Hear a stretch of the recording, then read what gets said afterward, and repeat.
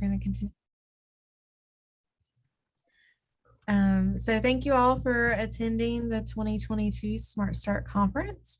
While we were not able to host this conference in person again this year, we are very thankful that we have the opportunity to share this information with you all virtually. So before the presentation begins, we ask that you mute your microphones to ensure that the speakers can be easily heard. And with that, please give a warm welcome to our presenters, Kate Irish, Lakeisha Ross Johnson, and Alexandra Morris, who will be talking about systems change through equity-centered family engagement and leadership practices. So welcome. Thank you for having us here. Good to be with everyone today. Oh, I am going to go ahead and fix the slide here. So we wanted to start out by hearing from you all about who's in the room. We'd like to know who we're here with today. So we invite you to share in the chat your county and your role. Okay. I'm going to go ahead and start looking at that. Sampson County's in the house. Yeah. Let's see. Oh, I see Libby, Catawba County, my home county. Hello.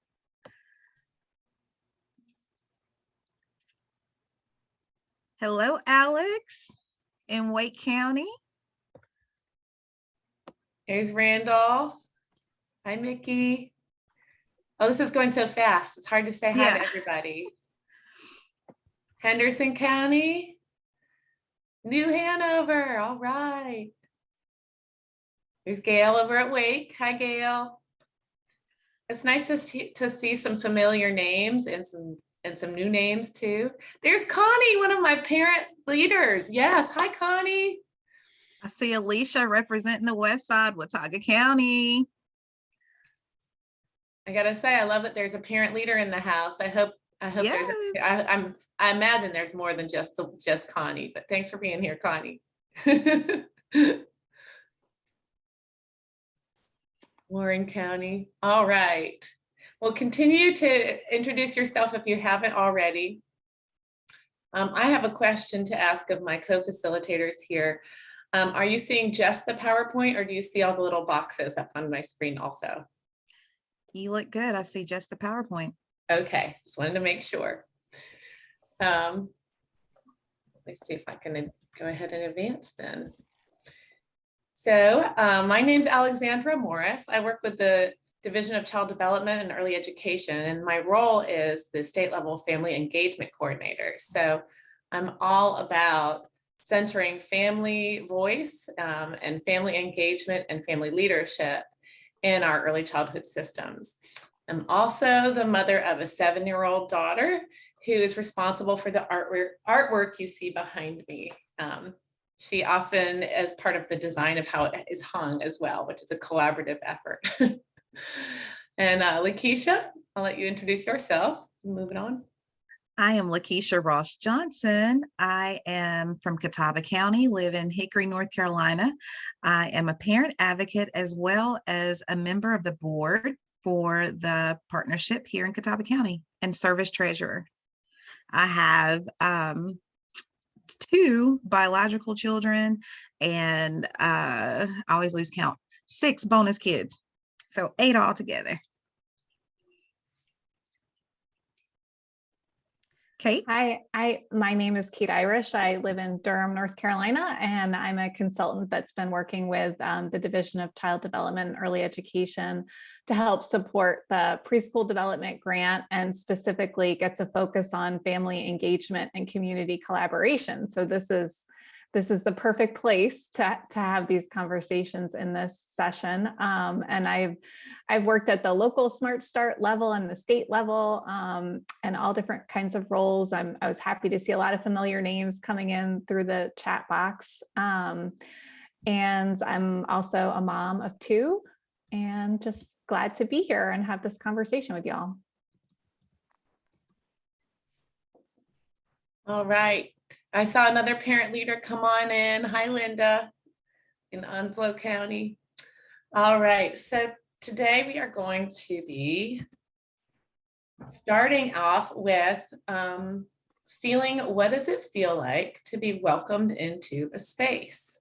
So this could be, you can imagine yourself coming into an actual room of people or even into a virtual space. But I'm going to invite you to share a word in our Mentimeter. The link will be in the chat. And you get to share one word at a time, but you can share up to 3 words. And we're going to look together and see what it looks like and feels like to our group to be welcomed into a space. I'm going to switch us over to that screen here in a moment.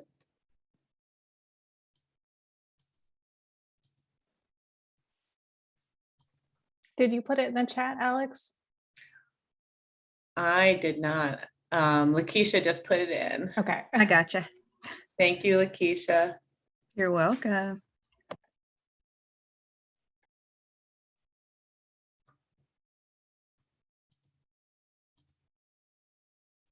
Oops, that's not.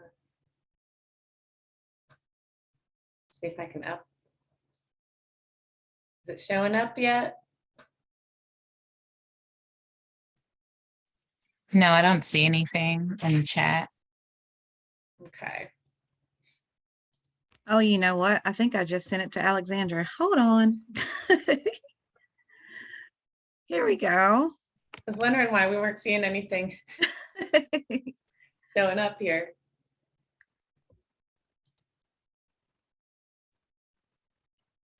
There we go.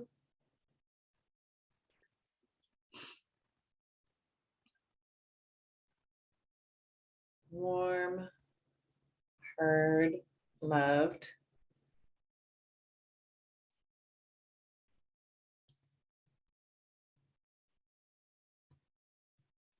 So far, let's see if I have to refresh. There we are. Oh, a lot of people said warm, smiles, happy, acknowledged, appreciated, valued, included, open.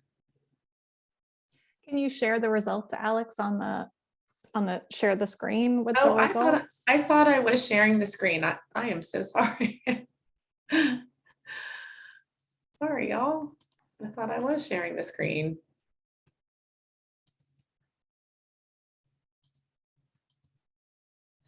There we go. Yep, we can see it now. Thanks.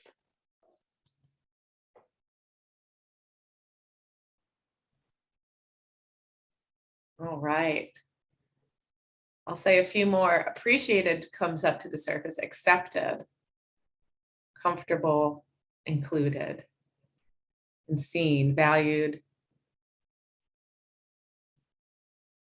respected, friendly. These are wonderful. I'll refresh it one more time and then we can move on to talking about what we're going to be doing today. Thank you for sharing that, everyone.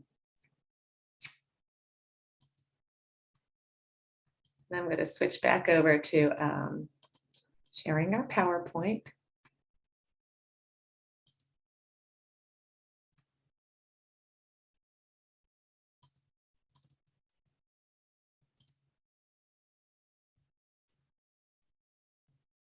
Technology is not exactly my friend right at this moment. I'm almost there, everyone.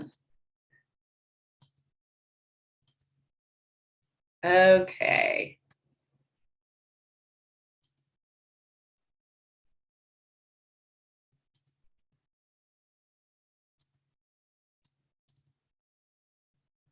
All right.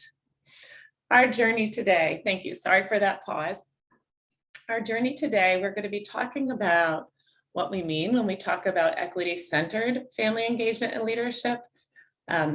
We have a resource to share with you all, and we're going to be talking about the content of that resource, which really centers 5 critical elements of equity-centered family engagement, as well as action steps that fall under those critical elements. We're going to be hearing from Lakeisha, who's going to be talking to us today, telling us her story from being a young parent who had to find her voice, navigate the system, encounter frustrations, but then also find her voice and her strength and become a leader herself, helping to support other families to get what they need to support themselves and their children. We're going to have some time to reflect on Lakeisha's story and on our own stories and reactions, and how equity and the suggested action steps show up in our personal and professional lives. And then we're also going to get some more input from you about how we can work together to build equity into our early childhood system. Sound good, everybody? And I want to start out by saying that family leadership is a really important element of equity. It's that idea of nothing about us without us. So that's one of the reasons I'm so excited to see some family members here in the room today and in our virtual room. And I know many of you working in your local partnerships and in Smart Starts across the country are stepping up your efforts to include family leaders at the table. And why is that critical? Because if we're going to meaningfully shape solutions and improvements for our family, for our families and our early childhood system, we have to be asking those who are most impacted by the policies and programs that we have in place. And if we're not engaging families, all families, we won't know if the changes that we make are helpful or effective. So it's that continuous feedback loop.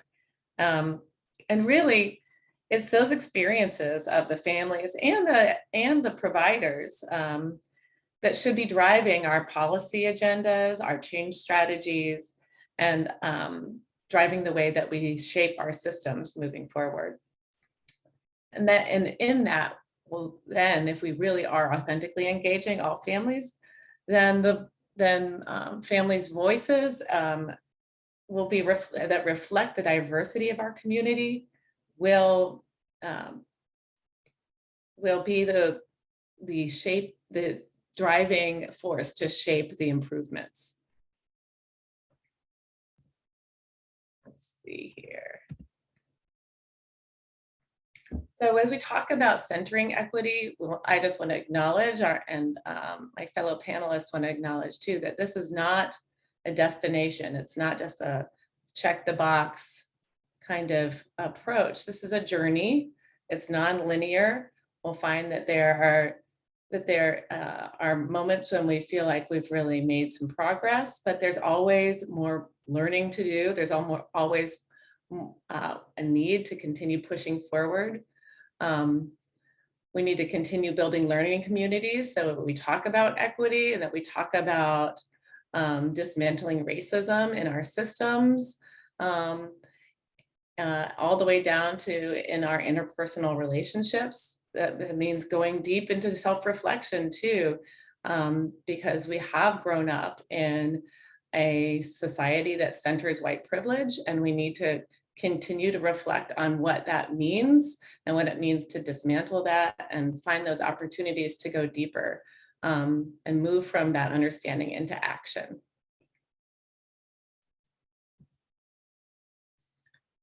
We want to define some of our terms that we feel are especially important as we talk about this topic. Equity is the state that would be achieved if individuals all fared the same way in society, regardless of race, gender, class, language, disability, or any other social or cultural characteristic. So in practice, that means equity, that all children and families receive the necessary supports in a timely fashion so that they can develop their full intellectual, social, and physical potential. And that's from our friends at the National Association for the Education of Young Children, NAEYC.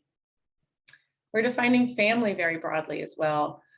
We should use a broad and inclusive definition of family and family engagement in order to promote the participation of all types of families. So that can include biological, adoptive, and foster parents, grandparents, and other relatives. as well as legal and informal guardians.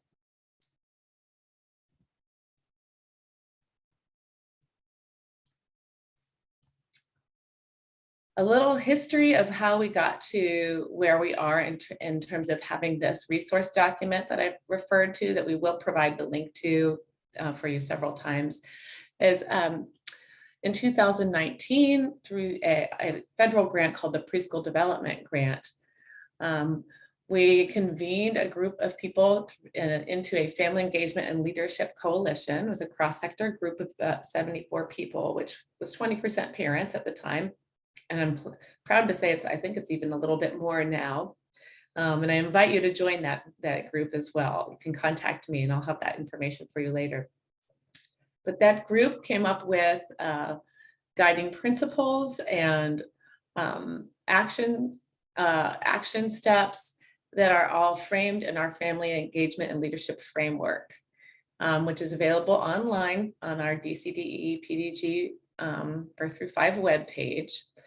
And as I was saying before, we included family leadership as a focal point and an equity strategy, so that when we are hearing from the families themselves authentically, that we're really centering those families in our change strategies, that we will have a more equitable system.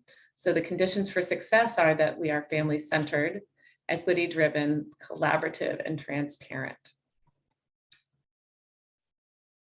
In 2020, we started 2021, we started developing an addition to our framework, which is the equity-centered family engagement document.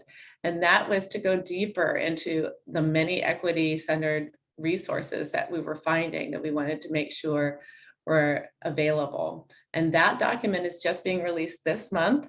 So this is sort of our premiere of it. Oops.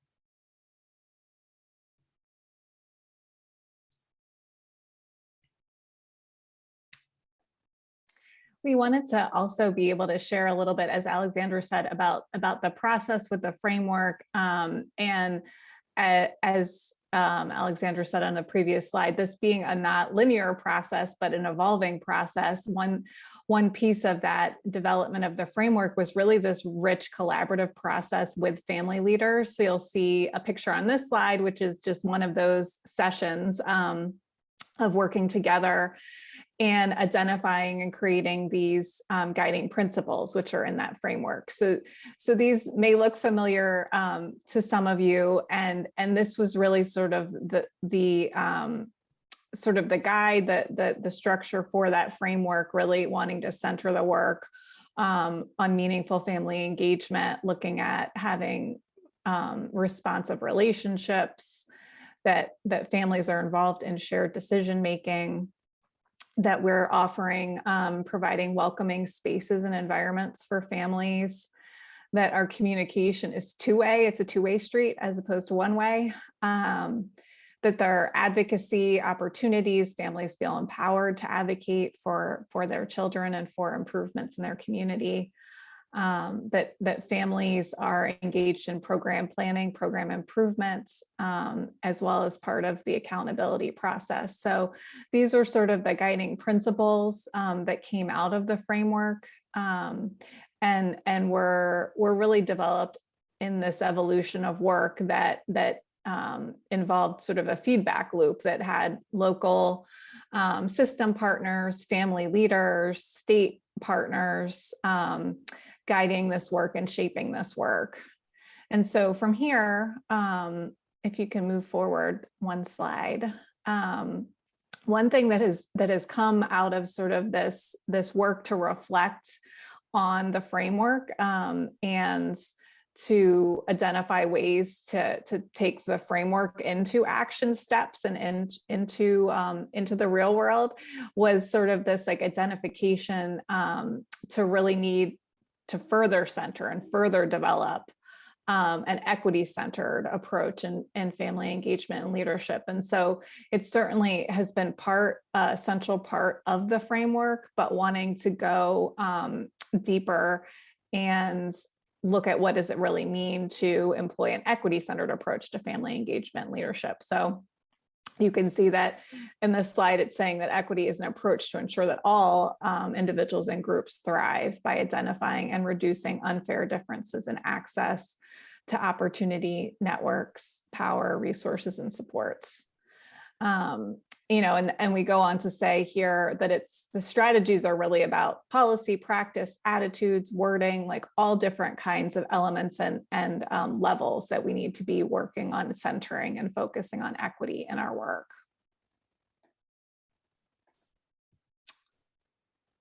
So this sort of is the main piece of the new equity-centered. We're not saying addendum, what we're saying extension. That was a better word. So the idea is really like extending sort of, or providing a companion piece to the framework focused on equity-centered family engagement. And so you'll see here in this visual, really the identification of like 5 key elements. And with the idea of like how we can build an equity-driven program and system. And so some of this it's very much refers to the framework, but really goes deeper in how we can do this, centering equity. So, you'll see that we identify prioritizing relationships again, and really looking at how families can be recognized as assets and partners and experts on their own children, and make sure that families are really feeling and being heard and welcomed in these different spaces and roles. Another critical element is sharing power. So, it's sort of not enough to just welcome families and have them invite them, but really making sure that there is a way and a space for them to be part of the decision making. So that might mean that there needs to be a shift in power dynamics that might look different. So it might mean disrupting some of the ways things are happening, but looking at how systems partners and family leaders can be sharing power and sharing that responsibility for decision making. Another critical element is really investing the time and resources to do this. This work can be done. It does take time, though. It does take intention. So really making sure that we're setting things up so that we do have the time, the staffing. It shouldn't be an add-on. It should be a central feature to the work. So making sure that these things are identified ahead of time, and that there is appropriate allocation of resources, and to really promote sort of the diversity and inclusion. So making sure there's time, money, supports, accommodations, and then moving on to promoting accessibility. So making sure that we have good family engagement strategies, but ones that are accessible and transparent as possible for all in the community. And this might mean different specific supports are necessary to each community and each family. So needing to address and identify those barriers or potential barriers to participation.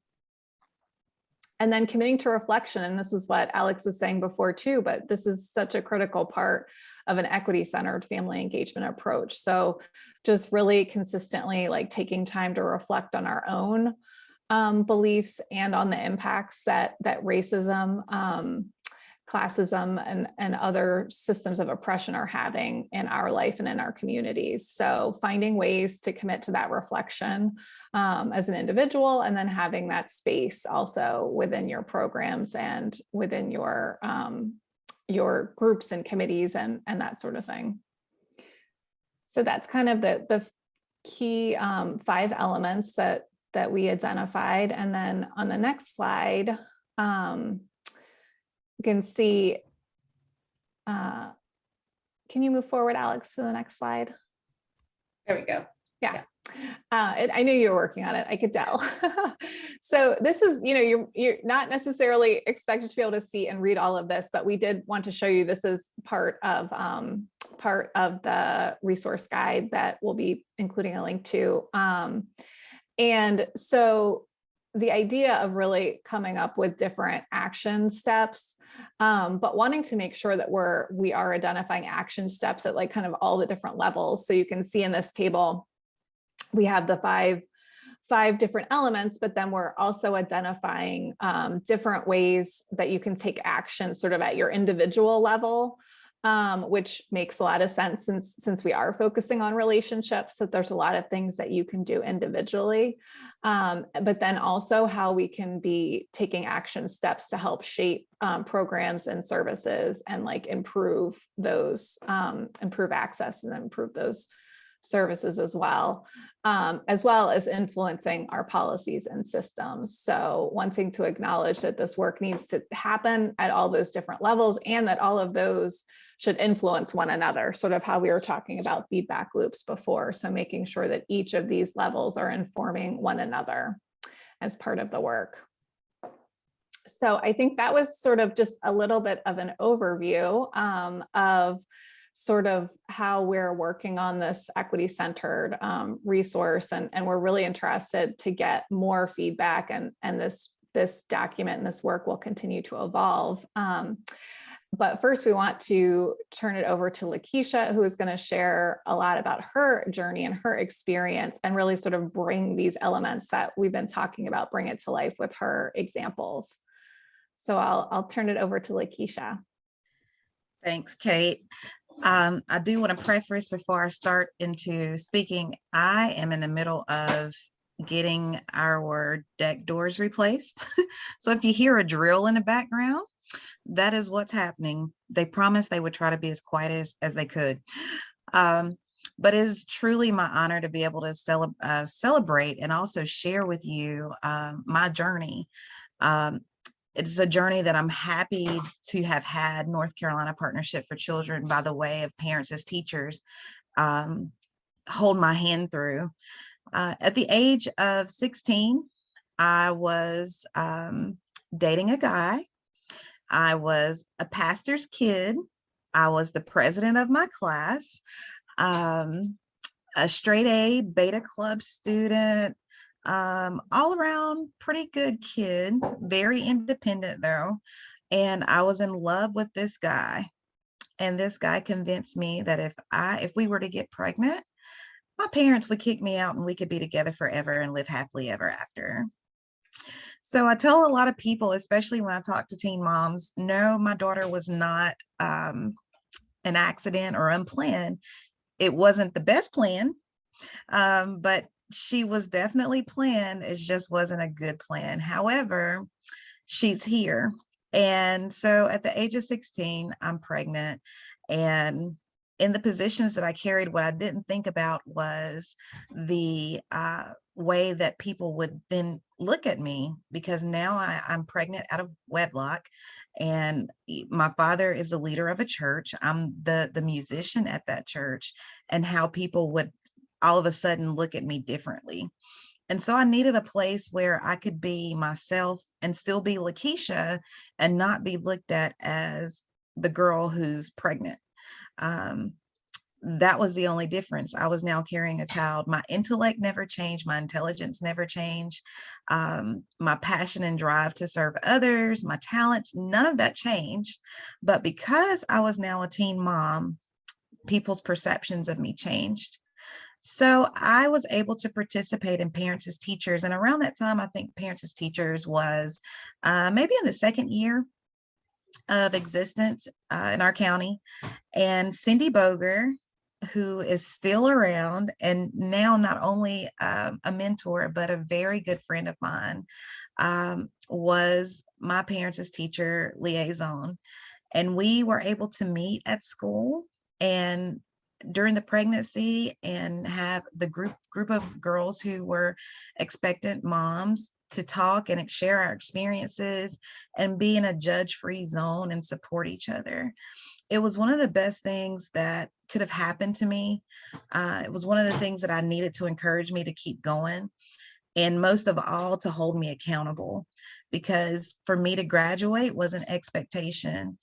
And my family, they expected that too, but the expectation and the support was what I got through Parents as Teachers. Fast forward, and if you'll see, I try to do a little timeline from left to right, kind of how life has transposed over the years. And so actually Cindy is on the left side in the middle with my oldest daughter, Latavia. And at the bottom left corner is a picture of myself and Latavia in the hospital. And I look very young there. And so during this process of being a single mom, I did have the blessing of being awarded a scholarship to Lenoir-Rhyne University. And I had an academic scholarship and was an honors student. I was in the Honors Academy at Lenoir-Rhyne. But the best thing about that is, even though I was in college and kind of doing the adulting thing, I still had the support of parents as teachers. I still had someone to come and meet with us monthly to talk about Latavia's development, someone that I can confide in when things got rough. As a full-time student, I also worked third shift so I can make sure we could pay our bills. So it was still important to have that support, and we had that support until she was 5 on a monthly basis. But as I said before, the relationships that we created lasted well beyond the age of 5. So you'll see here that there's my graduation picture from Lenoir-Rhyne College. It's university now, it was college then. And I began to progress into a young professional. And I'll talk a little bit about the system navigation here in a little bit. But during that time, as a young professional, single mom was some of the most crucial times for me in learning how to navigate systems, becoming my own self-advocate. Again, not allowing people's perceptions of my condition to keep me in a space or a place. But that's where I was in that point, and we'll come back and talk about that in a little bit. And then about 15 years later, I met the love of my life, Chris Johnson, who is a school administrator. We met each other through community service between our Greek organizations. I'm a member of Zeta Phi Beta sorority, and he's a member of Kappa Alpha Psi. Someone asked, what year did I graduate? That was 2005. I graduated from Lenoir-Rhyne.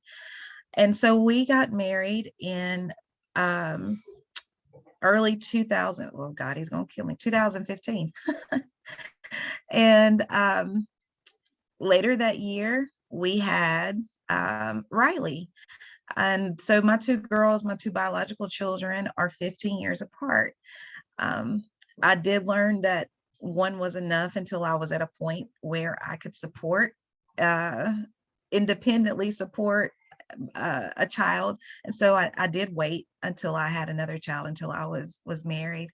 But during my professional journey, I had the opportunity to come back and work at my alma mater at Lenoir-Rhyne College University. And we actually started my first day the day after our honeymoon. And during this time, I was able to advocate for teen moms and go back and speak to groups and encourage them to stay on track. Because one of the things I really think is, if I didn't have my daughter, I think I probably would have been a little more, not as self-contained. I may not have been as much of a studious student. I may not have focused as much, because that education became even more important to me, because it meant that I would have some means to be able to support my child.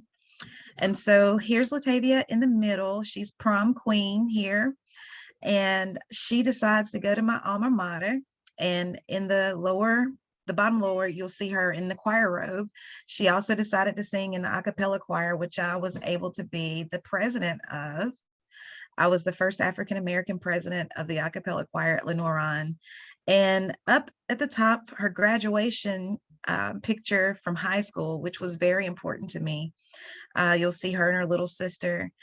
One of the things, when she turned 16, even though she told me she was a virgin, it was the most paranoid. I was very paranoid that year. I was so scared that she was going to tell me she was pregnant.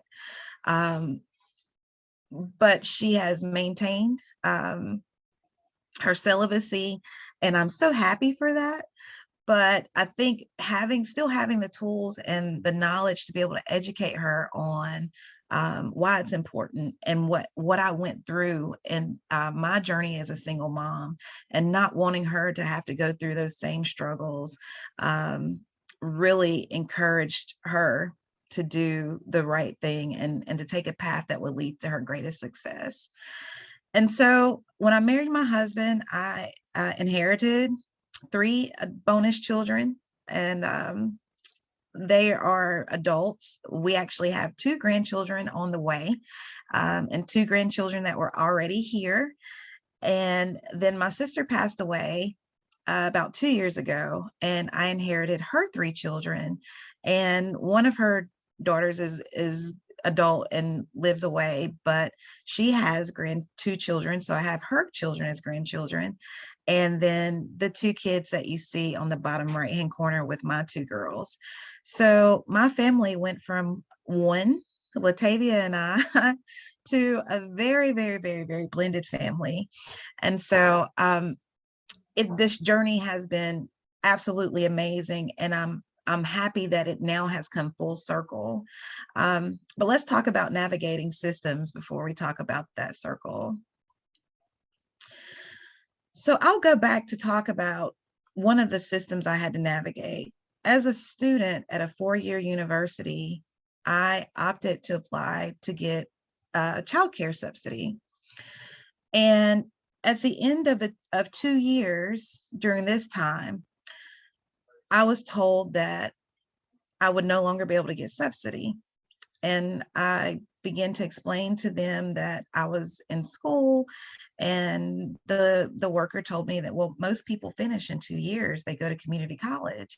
And I said, well, I'm in a 4-year university and I need care. And so it was a whole process of me learning how to speak for myself, how to not be afraid to go beyond the person that I'm speaking with, to ask to speak with superiors, to challenge what I'm being told, because there has to be a solution to support someone, has to be a solution for someone who's trying to better themselves. In my early years of professional work, as a young professional back in 2006, 2007, I was making about $18,000, $19,000. And I could not get, I didn't qualify for Medicaid because apparently I made too much money. And I was told by a worker that if I were pregnant, that I would qualify for a different type of Medicaid. And I so nicely informed her that it's not my plans nor intentions to have another child until I'm financially ready, but there has to be something to take care of our medical needs in the place that I'm in. And so as I continued to ask and push, I learned that there was another insurance option that was at a lower rate. And I say that to say, I also learned that there are unspoken things with services through DSS that they are not allowed to say that you can receive. It's only revealed if you ask. And so I've learned that I just ask until I get the question answered, because there's usually an answer to the question. And so in my advocacy and trying to help other parents, I make sure that I encourage them to continue to ask until they get their questions answered. But navigating the systems has not been easy, but it is doable. And now we have even more resources through all of our partners, through Smart Start, North Carolina Partnership for Children. We have all of these partners and partnering agencies that are here to help. And I just want to say, if you are an employee of those agencies or organizations, how important your role is. As you see in this picture, these roads lead to a little bit of everywhere, but they go nowhere. And sometimes as a parent, that's how you feel. You feel like there's never an endpoint or a solution to where you're trying to get to. You feel like no one is taking your situation or your request or your need seriously. And it is so important just to have that one person who can just take you by the hand and say, look, here's the first step. And so I just want to encourage those of you who are service providers today to just continue to keep that in the back of your head. You never know what impact you're going to have. And the impact that you have on a parent today will depend on that parent being involved and an advocate on the flip side. And so as I have found my voice, being a part of community organizations, you can go to the next slide. Finding my voice and as being a part of community organizations, my sorority helped me find my voice. My church helped me find my voice. And also the Partnership for Children helped me find my voice. Because your voice becomes stronger and bolder when you are empowered through knowledge. And so the more that we empower our parents through knowledge, the stronger their voice becomes. And not that it has to be a voice of animosity or a voice of opposition, but a voice of, these are my needs and this is how you can serve me. Because it does no one any good. I'm so sorry. It does no one any good to have, excuse me, can you guys hear that? Hold on just a second.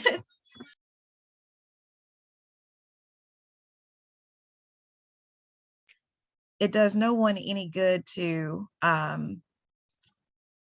provide a service if that service doesn't help anyone. So we find ourselves spinning in circles and spinning in circles, and we're not including the parent voice to understand what their needs are.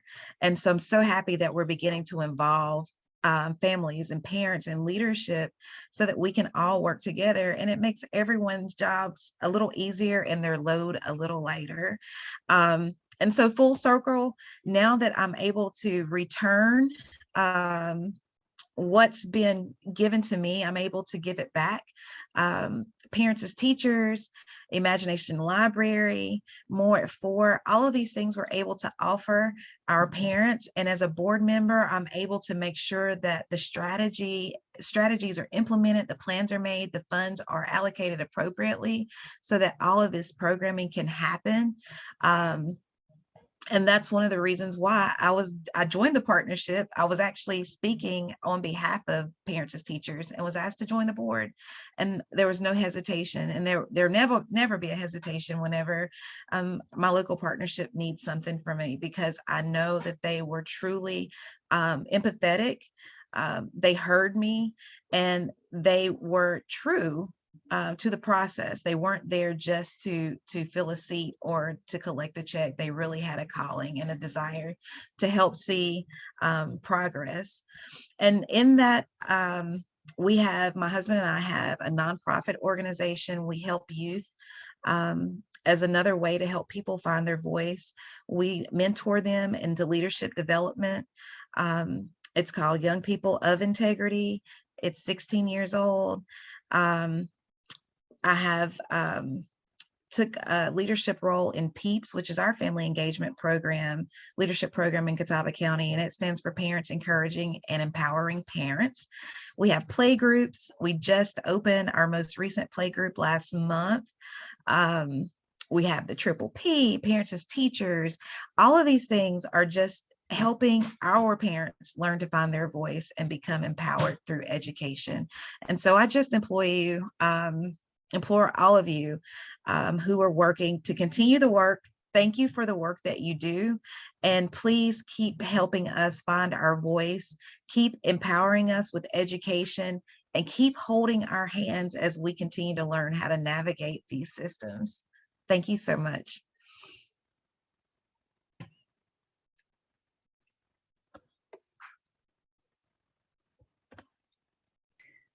Thank you for sharing your story with us, Lakeisha. There's so much in there to reflect on. And I'm going to invite the group now to do just that. So earlier we shared with you those 5 critical elements of equity-centered family engagement. And now we're going to see what you were hearing when you heard Lakeisha's story. Did any of those 5 elements emerge?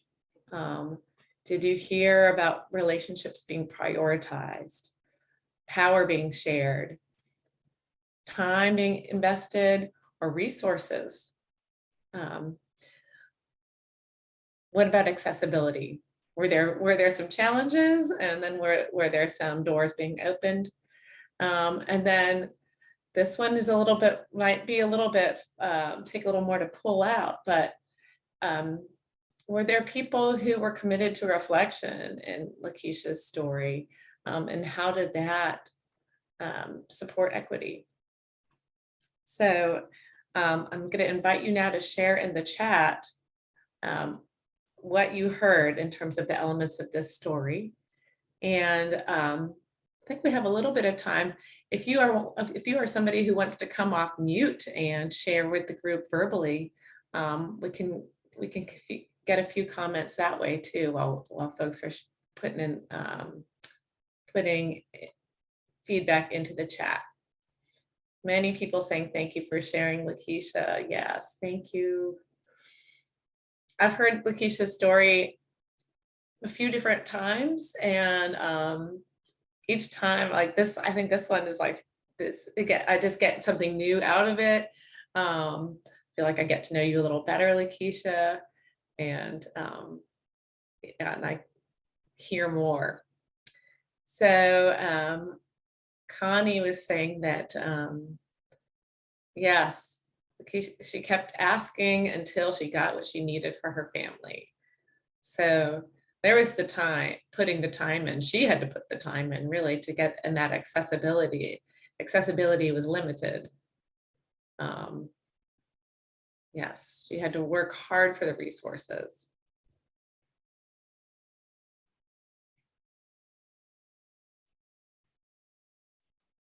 So this one, investing time and resources, the nonprofit her family has in place for youth. So giving back and making sure that there's time and resources for others.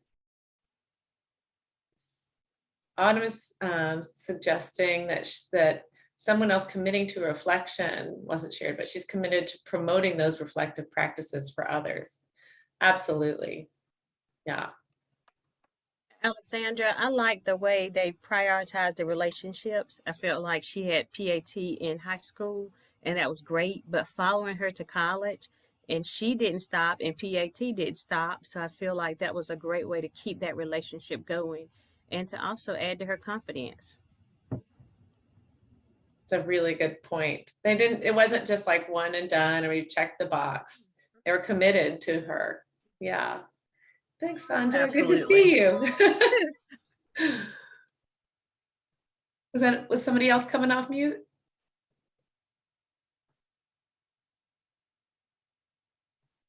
I know there was and other folks are saying that again, that she really had to be an advocate. And yeah, you must be an advocate for yourself for what is needed. Yeah, I'm Lorraine Washington, a board member from Greene County. And one thing I did, everything that she said was very positive, so true. You got to fight for what you believe and stand up for what you believe, because, and I like what she said about DSS also. They things that you don't know that people will not tell you, but you got to find out for yourself and fight for it. Mm-hmm. Yes. So that's really like, that to me seems like there's got to be some opportunity to make that less of a struggle for folks. You don't get it unless you know to ask for it. I mean, I hear that a lot. Thank you for highlighting that. If we're going to be doing equity-centered work and provide equity-centered services, it shouldn't be like that. It shouldn't be that if you have the background knowledge or education, or you ask, one person gave you the right information, that you are able to access the service, because it means that we're not providing services equitably. Yeah, so we often get bogged down by the policies is another element that I saw too. So there's some policy that unless people ask for it, you don't provide it. I mean, ooh. So, you know, that's an opportunity for there's an opportunity for systems level improvement there. Mhm. And Yeah. also, I would like to say about when Tish was talking about finance, you know, they want to base a lot of stuff on how much money you are making.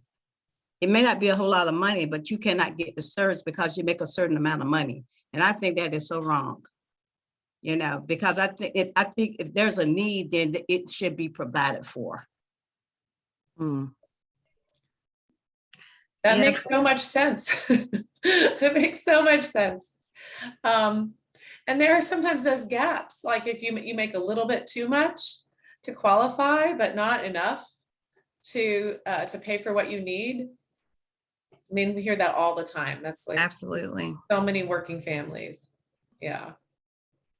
Yeah, I mean, really, if you took at that, say it was $20,000 a year, and that's about what, not even 2,000 a month. And if for both of us to have been insured, it's probably going to be about $400 or $500 at least a month. Yeah. So, I mean, that's a third almost of a salary, not to include rent and car and groceries. It's crazy. It was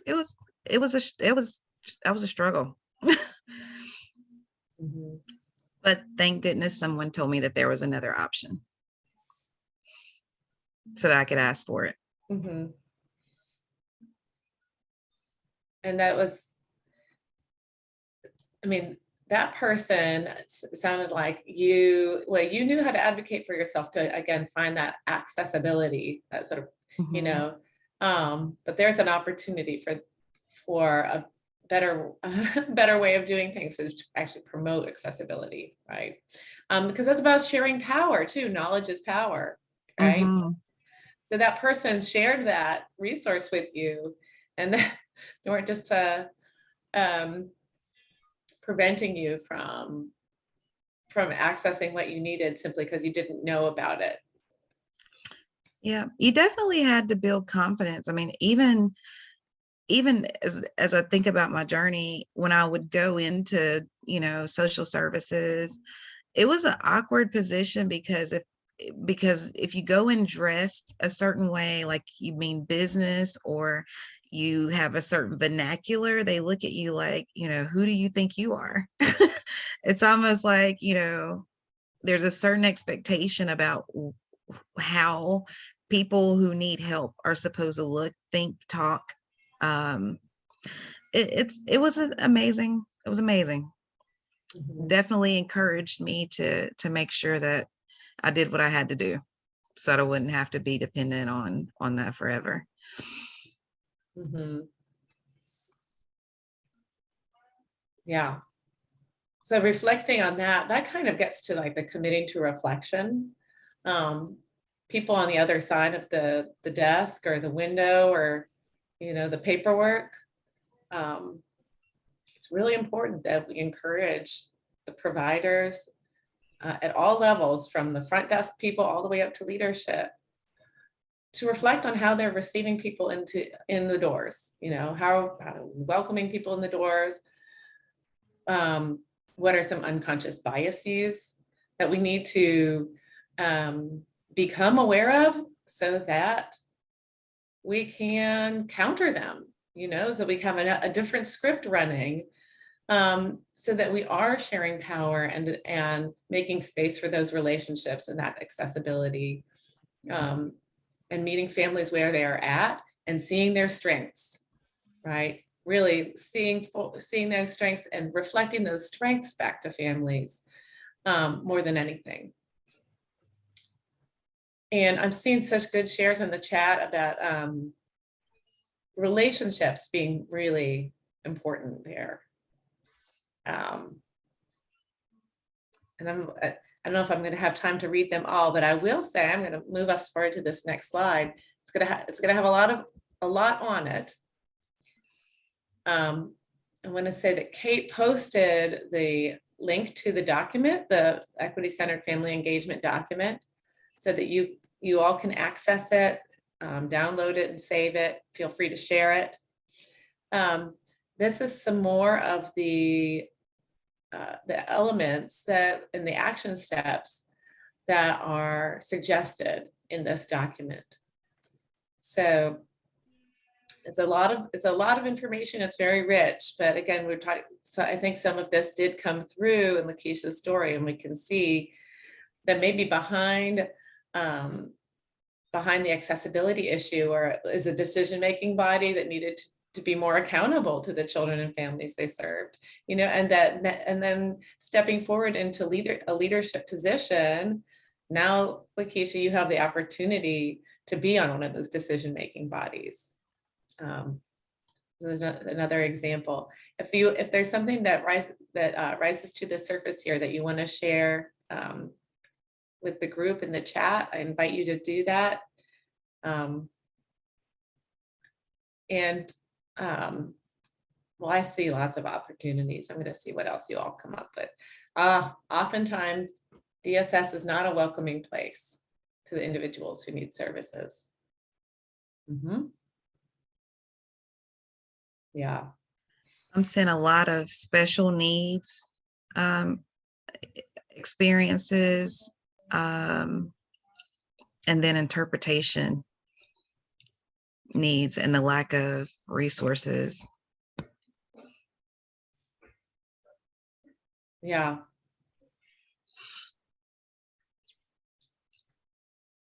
I couldn't imagine adding a layer of, you know, having a child with special needs on top of already navigating all the systems that were there just to, you know, basic survival.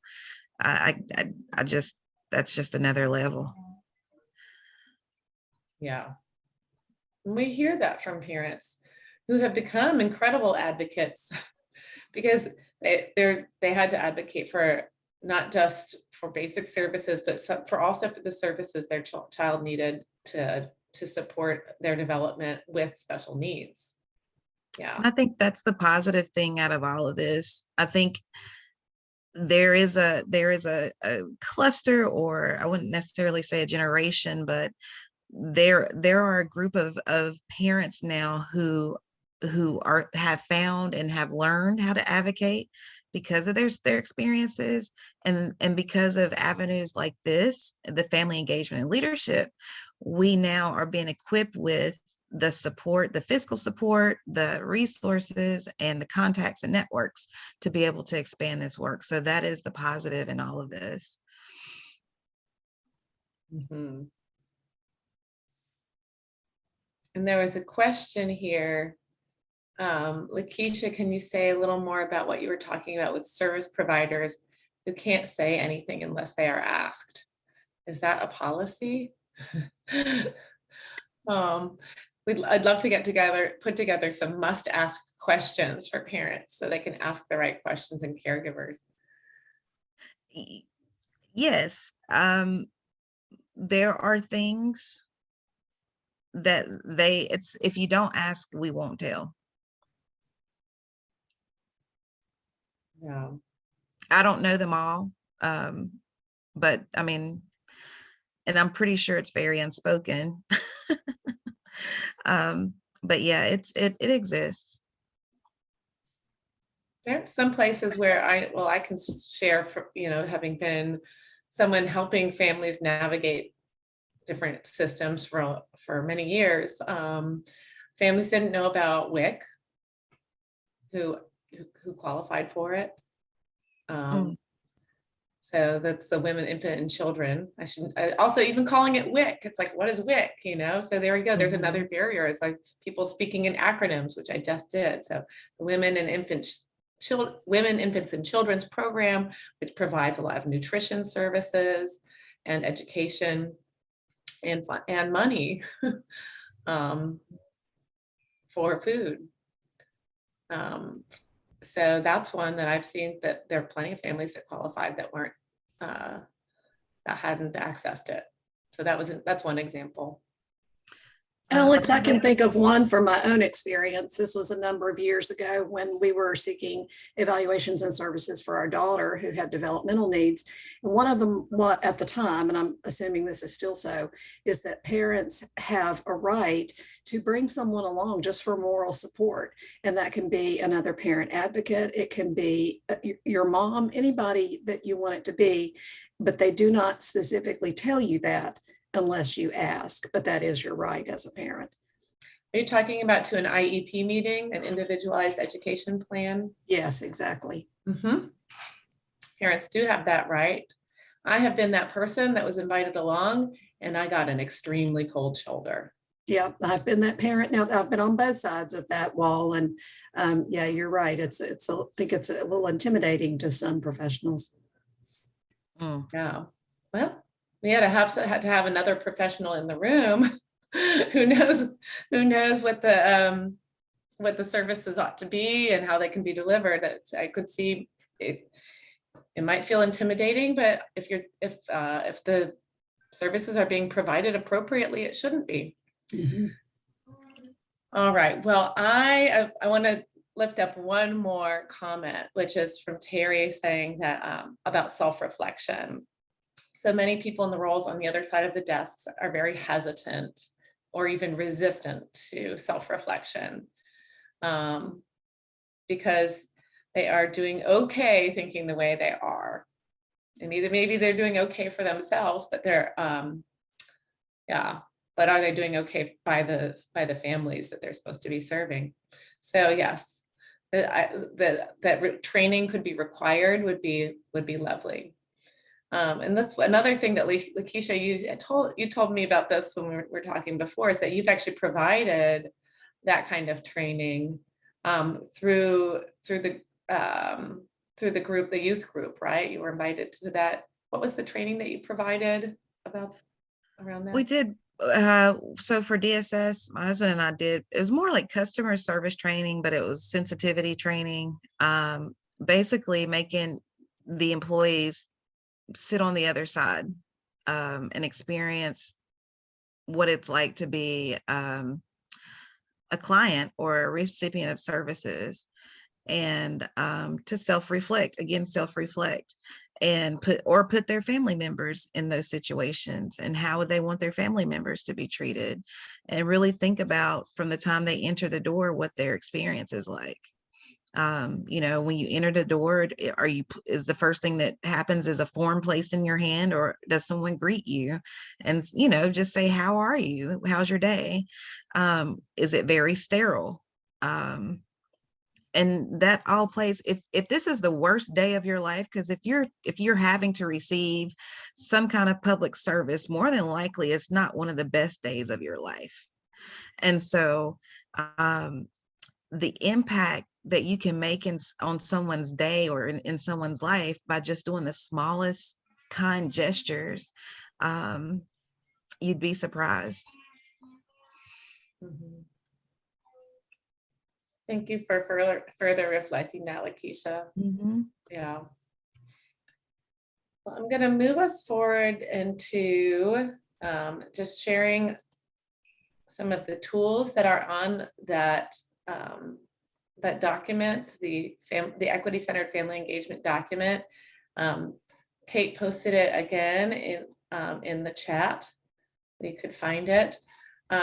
But there's one that I think is a great place to start, which is the key equity terms and concepts from the Center for the Study of Social Policy. So it's a glossary. It's really, so it's, a lot of really good definitions of all different key equity terms. So defining racism and systemic racism, and so many more. And not just terms, but concepts. So I invite you to check out that resource in particular. This is a list of just some of the ones that I've read that I found to be particularly impactful, that I made sure were included on in the list of resources. Another one, the second to the bottom, diversity informed tenants, for working with infants, children, and families. That one has some really good tools included for self-reflection again.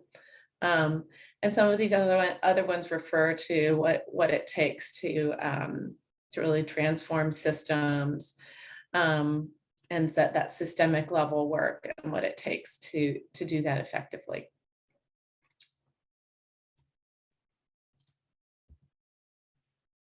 For the last part of our time together, Kate is going to lead us through some really gathering some concrete information for you, which we're going to be using to continue to embed equity-centered family engagement in our early childhood systems. So. Yeah, we wanted to talk, really about continuing the journey. As we said, it's evolving work, and we really want to hear from you all. We want to get feedback from system partners and family leaders about how we can change our system and center equity and family engagement in our systems change work.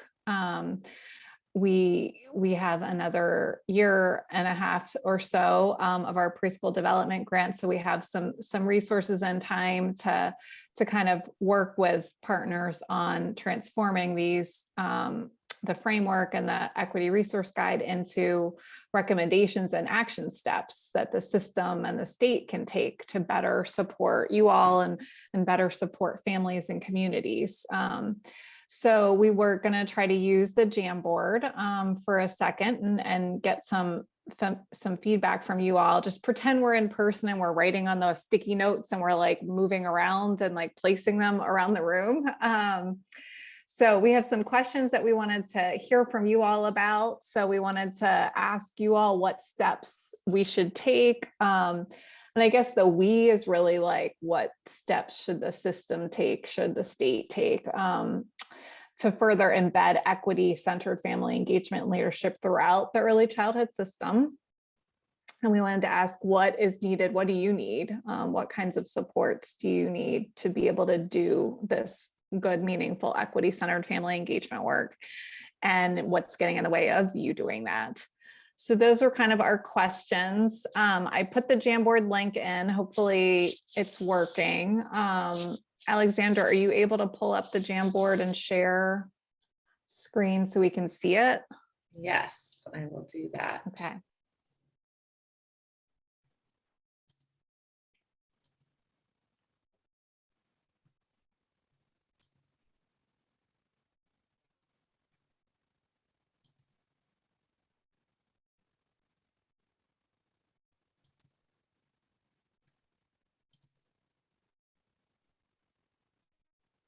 Okay, so you should be able to add, if you go to the little sticky note thing, add notes. So what steps should we take? There's 3 different questions here. So this is the first one, like on the first sheet, you can scroll through to all 3 sheets. If you're still learning how to do Jamboard, find that sticky note. It's on the left side. It's the 4th icon down, and then you can choose a color, and then you can I'm just doing an example. If I can remember how to spell it. Individual self-reflection. I'm seeing a lot on here of saying funding. Is there any way to be more specific? Is it funding that specifically can be used for family engagement? Is it just more funding to do? If you can say any more about the funding, since that's something that's usually an answer trying to give a little bit more. Does it need to be more flexible funding? Do you need more staff to do it? Like, if you can say anything more specifically about funding that we can put in there.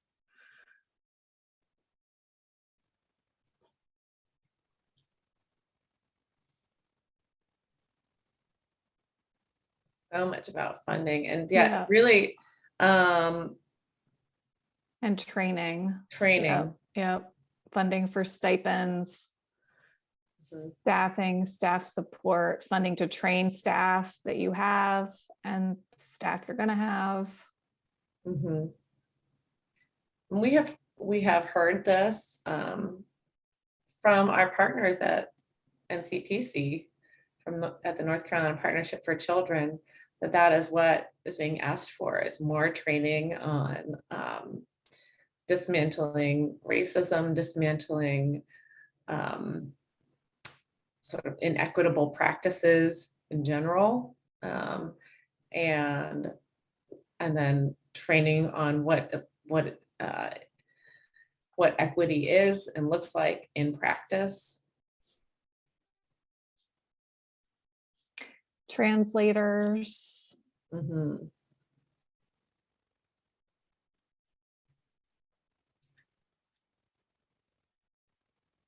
Okay. Okay, we're switching to the next question. So some of it says, what do you need to support? Yeah, I said you twice in that sentence, but basically, what do you need? What supports do you need to be able to do family engagement and leadership?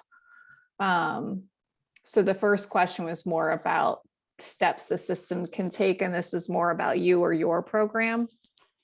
If you can add to the second page, looks like maybe people haven't found the second. If you go to the top, like Alex is doing. There's these pages here. Yeah, okay, now they're coming in.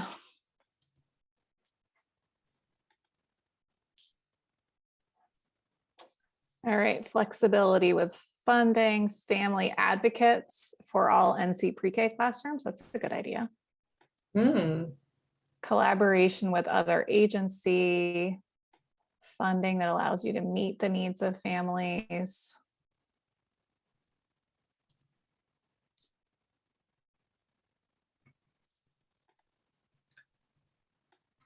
In the interest of time too, I'm going to go ahead and just show you all the other 2 pages so you can be thinking about those as well. So what's getting in the way? Someone already went in there, reluctance to share power. That's on the 3rd page. And on the, and we have a 4th page, which is just a bonus, but we don't need to put anything there, just 3 pages. Yeah. 3 questions.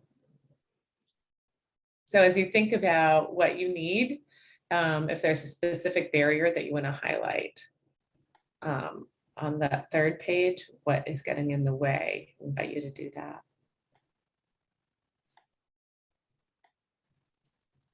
So on the what do you need to support you, templates for policies so we can better embed the work. Time for training and implementation, creative transportation solutions. Funding for staff to facilitate family engagement work. More boots on the ground to go out to geographically dispersed and working families to connect them in the course of their daily routines. It's hard to reach these families. More boots on the ground. Increase funding to support hybrid working. So I see the flexibility of funding, and I would assume that's the good old way that the state makes us align everything. Okay. Yeah. It's been a little while since I worked for the state. Not much has changed, huh? I'll share one that I bet will resonate with some of the local partnerships. That there's a limit on the percentage of funding that can support family support programs. I believe that's still the case. Through Smart Start funding, you mean, Alex? Yeah. Yeah. So correct me if I'm wrong, but I believe that is still the case, that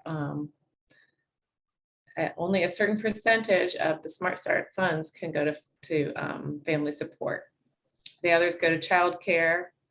The majority goes to childcare, which we need too. Yep.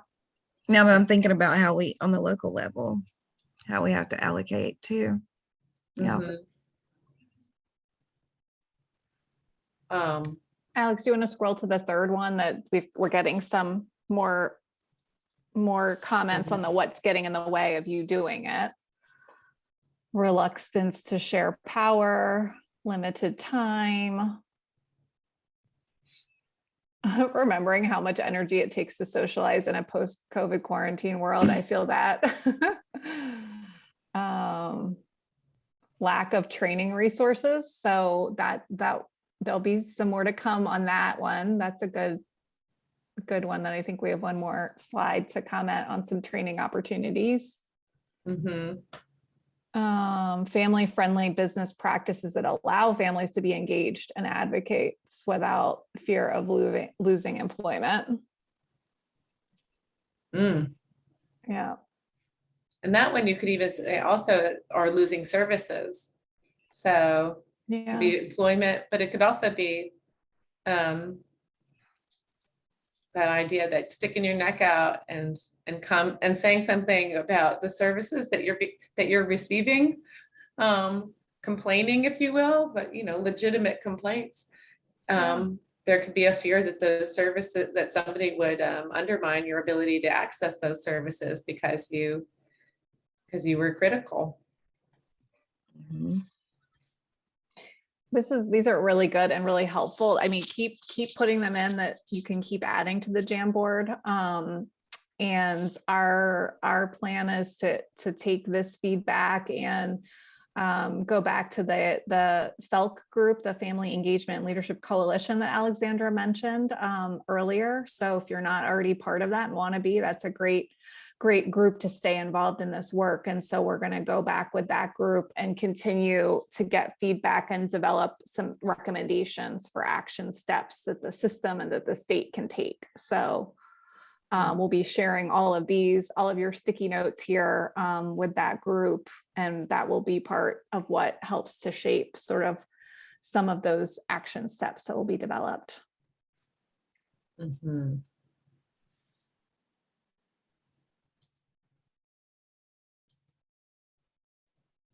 Thank you all for being part of the brainstorming with us.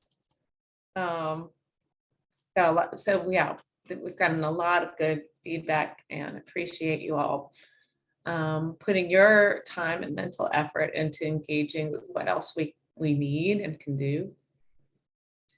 And I'm going to share with you some more of the resources that we are building. So once again, just highlight for you that chart and that resource that has the 5 key elements of equity-centered family engagement and leadership is available. And I encourage you to use the link that's in the chat to access it, download it, save it, share it with others. I also want to reflect that as part of our efforts to really support families as leaders and centering family voice. We just had an early childhood family leadership conference last month in April. It had over 200 participants. As part of that, we put together this is a Google document of family leadership and advocacy resources. And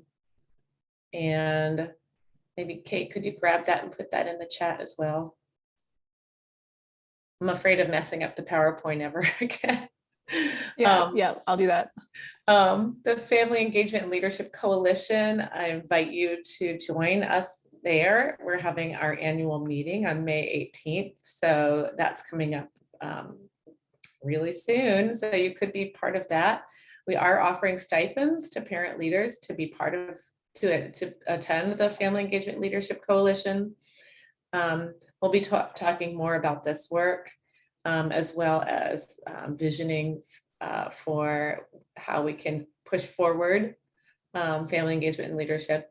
And we'll also have some time to reflect on the Family Leadership Conference. So if you missed that, we will have some highlights from parents who attended.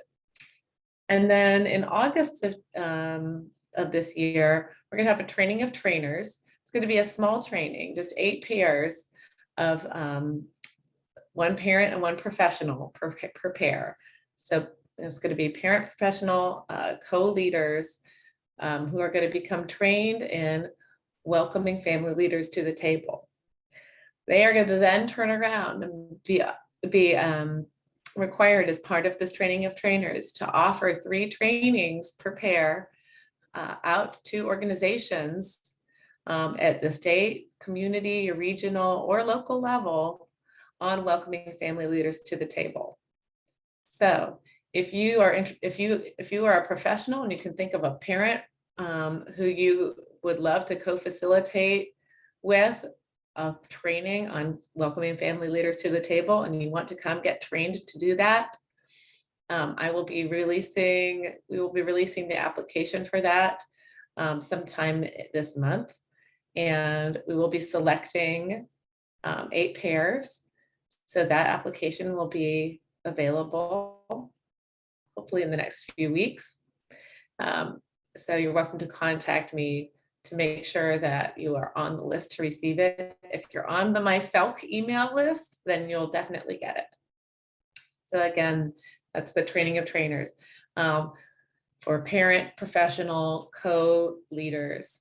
And then if you are part of an organization that you feel like you'd like them to, the folks in your council or group to receive that welcoming family leaders to the table training, those will be provided between September all the way through March of this coming year by those 8 trained pairs. And again, I will be your contact person for that initially.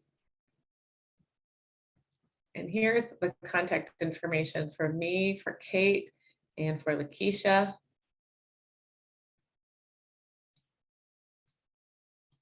I haven't been looking in my chat. Yes, I'll put my email directly into the chat here for you all, so it's easier to link. Thank you for reminding me that makes it easier, Faith.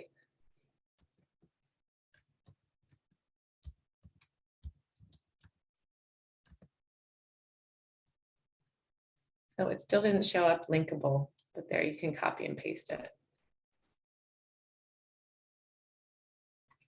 And a reminder that there will be an evaluation of the session. It will be emailed to you. So please do fill that out. We appreciate your feedback. And it looks like Eric also posted the conference survey in the chat as well.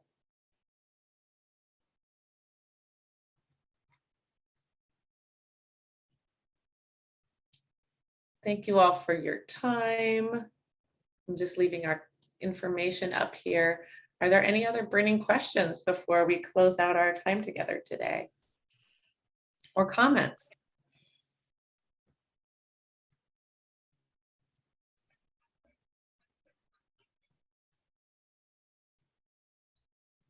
We do have a giveaway, so don't leave before we do our giveaway. Ooh, Oh, don't leave yet. But if everybody's good, I can go ahead and announce that winner. So the giveaway is the prize is from Lakeshore Early Learning. And I feel like I should have it here so I can like show you what it is, but I don't. But the prize is a cuddly puppy weighted lap pad, which is a slight tongue twister. But the winner is Connie Coulter. So congratulations. Cool. Congratulations, Connie. I'm not sure how you get that, but I'm assuming someone will reach out to you and we'll figure that out. Thank you. You're welcome. Thank you.